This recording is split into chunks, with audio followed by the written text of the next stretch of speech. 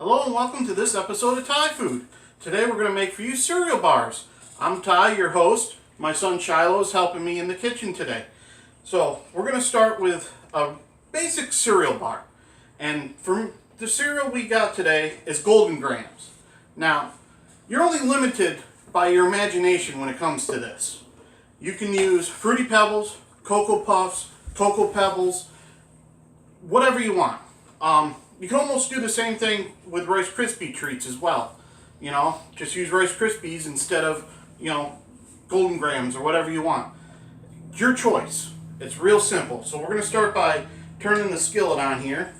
I'm going to put it on a simmer because I don't want a whole lot of heat. We're just going to melt some marshmallows on this. I'm going to start by putting half a stick of butter in and get that melting. And while that's melting, I'm going to go ahead and get this lubricated here. This is the dish we're going to put our final product in. And while I'm doing this, I'm going to have Shiloh start crunching up the potato chips. And that's right, you heard me. We're putting potato chips in this. This is going to add a nice salt factor. And you're going to get that sweet and salty going on, and it's just going to drive you nuts. So let's go ahead and open these a little bit, kiddo. Yep, that's good. Now go ahead and start crunching them. Now I'm going to get this lubricated.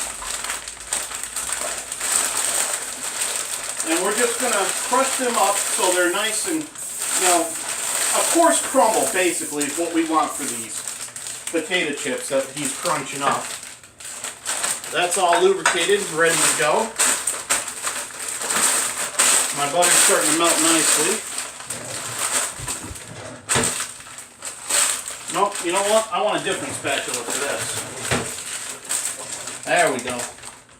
Just got to be able to get under it. Alright, we got our butter melting here.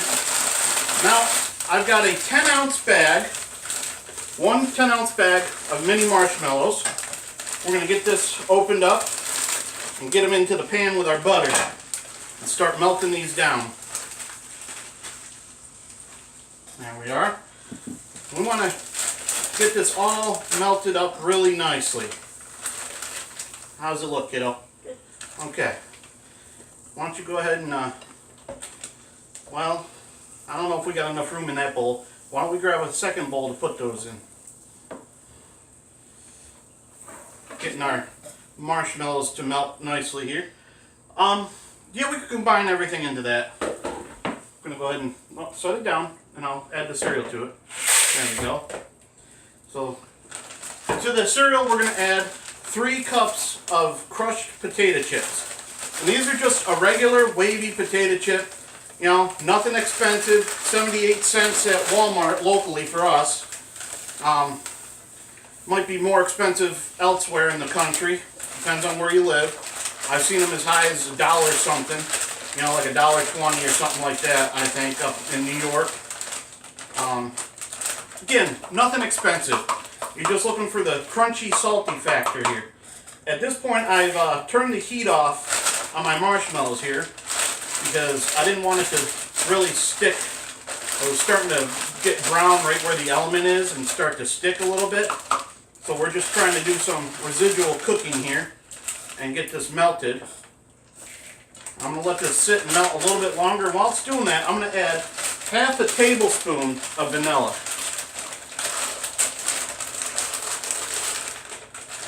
And this is going to really add to the flavor of this and make it really good. Now you could use, if you wanted to, some almond extract, and it'll give it a nice cherry flavor, which I just might do for some Rice Krispie treats. So, getting this mixed in now. Get the vanilla nicely incorporated. My marshmallows are almost totally melted at this point, which is exactly what you want. And you won't really notice the dark color that the vanilla gives us once you mix it with the cereal. It really won't be that noticeable against the dark cereal. Probably won't be noticeable with any cereal, really, once you get it all mixed in. Alright, I'm going to kick the heat back on for a little bit here. Still got a little more melting to do on some of these marshmallows before we add in the cereal here. But it's coming together nicely. There we go. Got enough heat. Gonna turn it off and go in with the cereal now and the potato chip crumble. And we just want to start mixing this up. Try to get marshmallow covering all of this. And try not to make a huge mess while I'm doing it, as sometimes happens. Let's go ahead and swap this with that dish, Shiloh, so I can get it into that really quick when I'm ready. You want to try to get this covered as much as possible before it all starts to coagulate on you and harden up. I feel like that might not have been the best term to use, but kind of what happens, you know? It's fluid one minute and not so fluid the next. And it's looking pretty good here. Getting ready to turn it out. Looks like we'll be able to make some cereal bars without a problem now. Alright, I'm going to go ahead and unplug my wire here. And into the dish.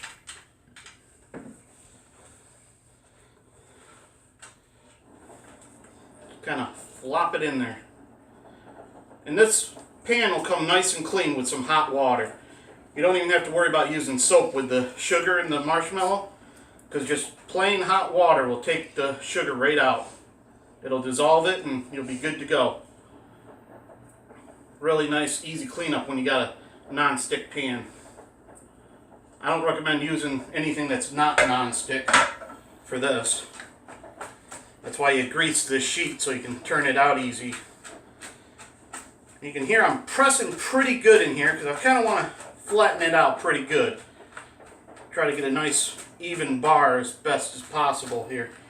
And you can always go a little finer with the potato chips than we did here without a problem, you know. But I like to try to keep it about the size of the cereal. Then when you get that bite of salty chip, it really plays well with the sweetness of the cereal in here. And then the graham. Now, you could also do like a s'more type cereal bar, where it's, you know, the golden grahams in here, the marshmallow, the vanilla, and then instead of the potato chips, you could drizzle some chocolate over top. And you can always salt your chocolate a little bit before you put it on, and that would definitely help with the salt factor.